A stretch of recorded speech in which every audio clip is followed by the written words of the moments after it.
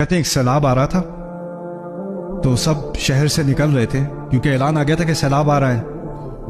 ایک صاحب نے کہا نہیں، میرا رب میرے لیے کافی ہے، تم لوگ جاؤ، میں اپنے رب سے مدد مانگوں گا۔ سارے نکل گئے، ایک بندہ رہ گیا گاؤں میں۔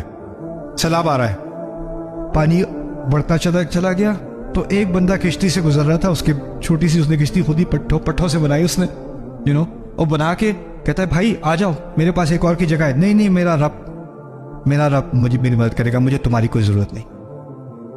اب پانی اوپر تک چلا گیا تو وہ اب چھت پہ کھڑا ہوا ہے اکیلا، پانی اوپر اٹھ رہا ہے، اوپر سے ہیلی کاپٹر بھی آ گیا، اس نے دیکھ لیا اسے، نے کہا آپ آ جائیں یہ پکڑ لیں۔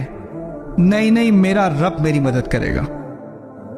بندہ ڈوب گیا، فرشتے پکڑ رہے ہیں، وہ کہتے ہیں میرے رب نے میری مدد نہیں کی۔ تو فرشتے کہتے ہیں گدھے، ہم نے پہلے پورے گاؤں سے بلوایا، پھر ہم نے یہ بندہ بھیجا، پھر اس کے بعد ہیلی کاپٹر بھیجا۔ بات کیا کہی جا رہی ہے اس لطیفے میں؟